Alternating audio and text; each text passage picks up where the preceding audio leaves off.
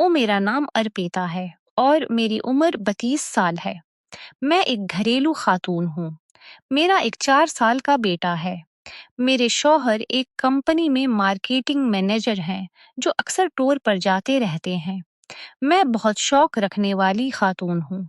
मेरी शादी को 5 साल हो चुके हैं। इस दौरान कई दूसरे मर्दों से मेरी दोस्ती रही है। मैं एक बार की बात बताती हूँ। एक बार मेरे शौहर मुंबई के टूर पर 4 दिन के लिए चले गए। मैं घर पर अकेली रह गई। मैंने सोचा कि कुछ खरीदारी कर लूं। इसलिए मैंने अपना पर्स उठाया, बेटे को नौकर के पास छोड़ दिया और इससे कह दिया कि मैं शाम को जल्दी वापस आ जाऊंगी। मैंने लाल रंग की साड़ी और लोकट ब्लाउज पहन रखा था। वैसे मैं जीन्स और टी शर्ट भी पहन लेती हूँ। मैंने जयपुर में खरीदारी करने का इरादा किया और जयपुर वाली बस में बैठ गई। लंबे सफर के बाद मैं जयपुर पहुंच गई। मैंने जयपुर में काफी सामान खरीद लिया। खरीदारी करते करते पता ही नहीं चला कि शाम हो गई। जब मैंने घड़ी देखी तो वक्त गुजर चुका था। मैं फौरन बस स्टॉप पर पहुंची। स्टॉप बिल्कुल खाली था। मैं वहां बिल्कुल अकेली खड़ी थी। दिल में एक अजीब सा खौफ था। वैसे तो मैं पहले भी कई बार रात को अकेली घर वापस आई थी, मगर आज पता नहीं क्यों ऐसा लग रहा था। खैर, एक आदमी भी आ गया जिसकी उम्र 30 साल के करीब थी। मैंने उससे पूछा कि जो धपूर की बस कितने बजे है, तो उसने पहले मुझे घूर कर देखा और कहने लगा, क्या आप पहली बार जयपुर आई हैं? मैंने सर हिलाकर हाँ कहा। मैडम, उसी लिए आप ऐसा सवाल पूछ रही हैं। शायद आपको पता नहीं कि आखिरी बस का वक्त गुजर चुका है और वो भी आज जल्दी निकल गई है। ये सुनकर मेरा दिमाग खराब हो गया। मैंने सर पकड़ कर बैठ गई। तब इस आदमी ने कहा, मैडम अब तो अगली बस सुबह ही आएगी, मगर घबराई नहीं, एक लोकल जेब है जो जयपुर और जो धापुर के चक्कर लगाती रहती है, वो आने वाली होगी। ये सुनकर मेरी सांस में सांस आई। ये सुनकर सांस में सांस खैर, थोड़ी देर बाद जेब आ गई, मगर जेब बिल्कुल खाली थी। मैंने जेब के अंदर देखा और थोड़ा सा घबरा गई। मैंने कहा, भाई क्या आप जो धापुर जाएंगे? तो ड्राइवर ने मुझे ऊपर से नीचे देखने के बाद कहा, हाँ जी, क्यों नहीं। तब दूसरा आदमी जो स्टैंड पर खड़ा था जेब में जाकर बैठ गया और अंदर से ही मुझे आवाज देकर कहने लगा, आ जाइए मैडम, ये जो धपुर जाएगा। मैंने कहा, कितने पैसे लोगे? तो उसने कहा, 2 गुना पैसे देने होंगे। रात को किराया 2 गुना हो जाता है। मैंने कहा, कोई बात नहीं भाई, ठीक है। और ये कहकर मैं जेब में बैठ गई। पहला वाला आदमी मुझे घूर रहा था। उसकी नजर बार बार मेरे जिस्म पर जा रही थी। जैसे ही मैं उसे देखती वो नजर हटा लेता। तब जेब वाले ने गाड़ी एक रेस्टोरेंट पर रोकी और हमें बोला, मैं 1 मिनट में आता हूँ, और भागकर रेस्टोरेंट में चला गया। थोड़ी देर बाद जब वो आया तो ऐसा लगा जैसे इसने शराब पी रखी हो। मैं डर गई। मैंने सोचा कहीं ये पीकर सो ना जाए और गाड़ी का हादसा ना हो जाए। इसलिए मैं इससे बात करने लगी, भाई जो दूर पहुंचने में कितना वक्त लगेगा? तो वो बोला, मैडम 4 घंटे तो लग ही जाएंगे, क्योंकि रात का वक्त है, मैं गाड़ी आहिस्ता ही चलाऊंगा। ये सुनकर मेरा दिल शांत हो गया कि चलो गाड़ी आहिस्ता चलेगी तो हादसे का खतरा नहीं। जब मैं ये बात कर रही थी तो पहला वाला आदमी मुझे देख रहा था और मन ही मन खुश हो रहा था जैसे मैं इससे बात कर रही हूँ। तब मैंने इससे पूछ लिया, आप क्यों खुश हो रहे हैं? तो वो कुछ नहीं बोला और चुप हो गया। मैंने ड्राइवर की तरफ देखा, वो भी मुझे देख रहा था। तब अचानक इस आदमी ने मेरे पीर पर अपना पीर रख दिया।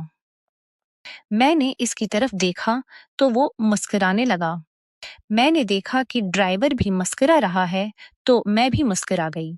मेरी मुस्कुराहट ने जैब की खामोशी खत्म करने में बड़ा किरदार अदा किया और हम तीनों के दरमियान बातचीत शुरू हो गई।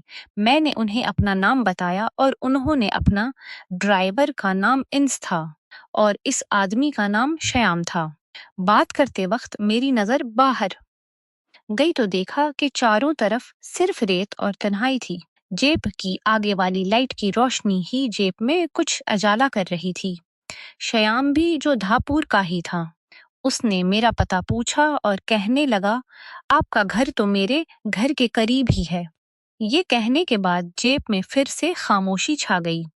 थोड़ी दूर चलने के बाद इंस ने जेब रोकी और बोला, मैं अभी आता हूँ। वो गाड़ी से उतरकर बाहर चला गया।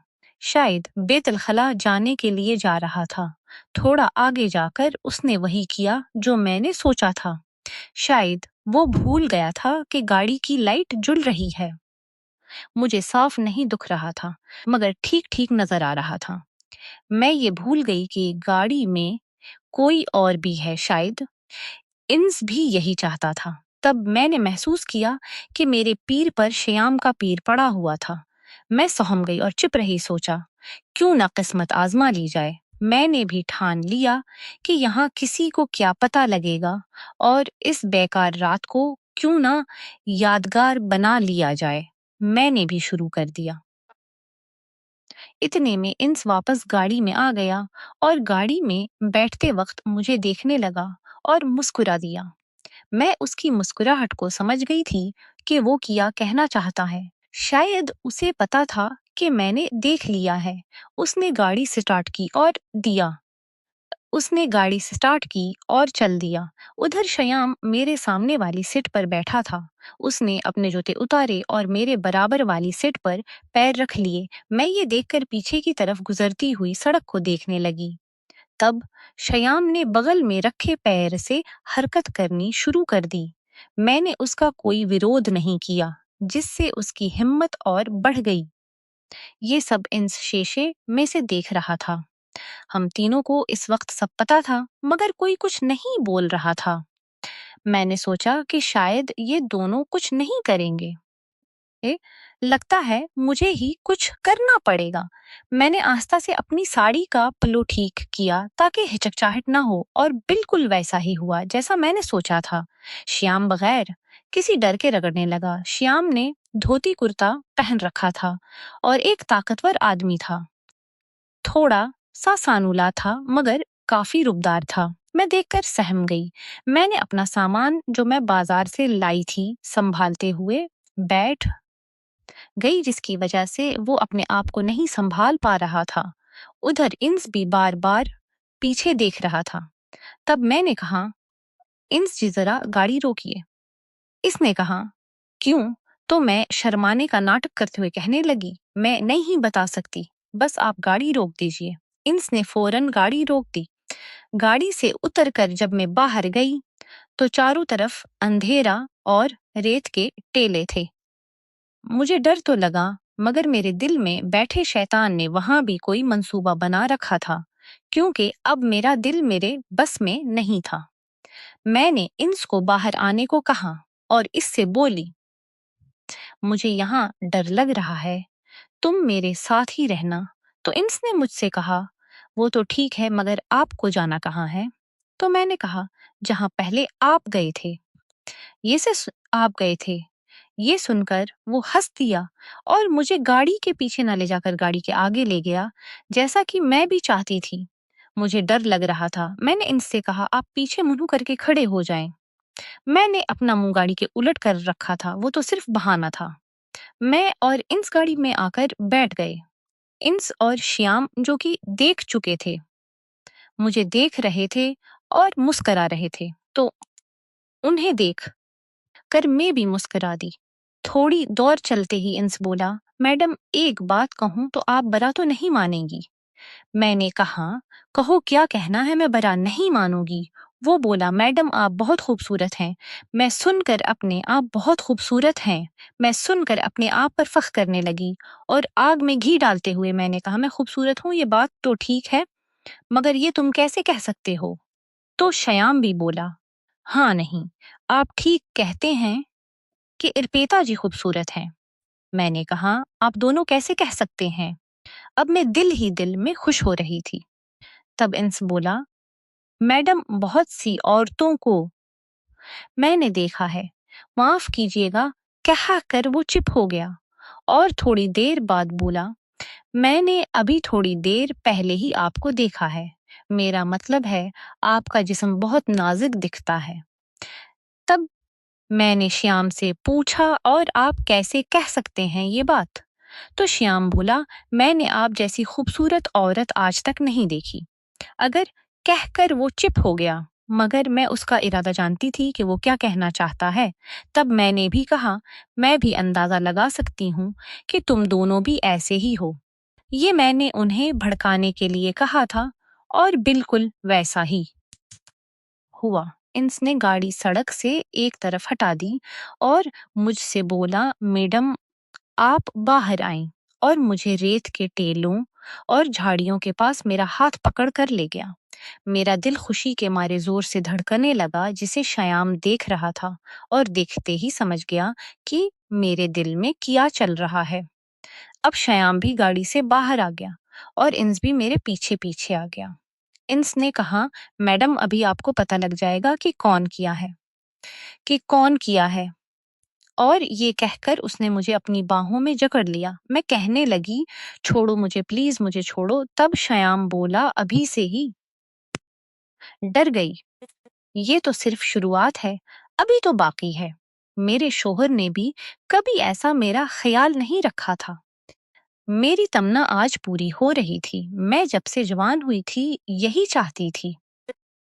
मेरी साड़ी ढीली हो गई थी, जिसकी वजह से साड़ी खुल रही थी। मेरे जिस्म में एक सनसनाहट सी दौड़ गई और इनिस गालियां देने लगा। उसकी गाली सुनकर मैंने उसकी तरफ गुस्से से देखा और मैं गाड़ी की तरफ बढ़ी। इनिस समझ गया कि उसका गालियां देना मुझे अच्छा नहीं लगा। वो माफी मांगने लगा और मेरा हाथ पकड़कर मुझे मनाने लगा। मैं हंसने लगी और बोली, दोबारा गाली मत दीना, वरना ठीक है, नहीं दूंगा। अब बस मुझे भी देखने दो। मैंने कहा, तुम्हें किसने रोका है? तुमने ही तो कहा था कि देखते हैं कौन किया है। और मैं रेत के टेले पर लेट गई। रेत काफी बारीक होती है, इसलिए इस पर गधे जैसा एहसास हो रहा था। अब इंस बोला, मैडम मुझसे नहीं रोका जाता। उसकी हैरत अंगेज चस्ती देखकर मुझे ताज्जुब हो रहा था। मुझे देखकर खुश होकर बोला, मजा आ गया। मैंने श्याम से कहा, थोड़ा रहम करना। वो बोला, मैडम आप घबराई नहीं। मेरे माथे पर पसीना देखकर इंस बोला, देखा आ गया ना पसीना। मैंने कहा, ये तो गरम रेत की वजह से है। ये कहकर मैं थोड़ा अपनी बड़ी बातों पर पिछताने लगी। तो इंस ने कहा, तो ठीक है, मरती किया ना करती। मैंने भी उसके उना को चैलेंज देते हुए कहा, श्याम जी अपनी रफ्तार बढ़ाई, बस इतनी ही जान है। वो रात मुझे जन्नत लगने लगी। इंस बोला, मैडम अब आप तैयार हो जाएं। जैसे ही मैंने सुना, मैं खुशी से पागल हो उठी। मुझे कोई डर नहीं था। मैंने भी जोश में आकर कह दिया, क्या हुआ इंस? ये सुनकर इंस हैरान हो गया और बोला, अर्पिता हैरान डर नहीं लगता। तो मैंने कहा, बात करना बंद करो और काम करो। उसे क्या पता था कि मैं कैसी हूँ। ये देखकर इंस मुझसे कहने लगा, वह क्या औरत है। तो मैंने आज तक ऐसी हिम्मत वाली औरत नहीं देखी। जिंदगी में पहली बार मैं जन्नत की सी अनोखी का तजुर्बा कर रही थी। थोड़ी देर रेत पर लेटी रहने के बाद मैं जाकर जेब में बैठ गई और वो दोनों मुझे शुक्रिया भरी आंखों से देखते हुए जेब में बैठ गए। घड़ी में देखा तो 9 बज रहे थे। अब मुझे याद आया कि घर पर मेरा बेटा अकेला है। मैं इतनी मस्त थी कि सब कुछ भूल गई। खैर, बात करते करते कब नींद आ गई और कब मैं जो धेपुर पहुंच गई, पता ही नहीं चला।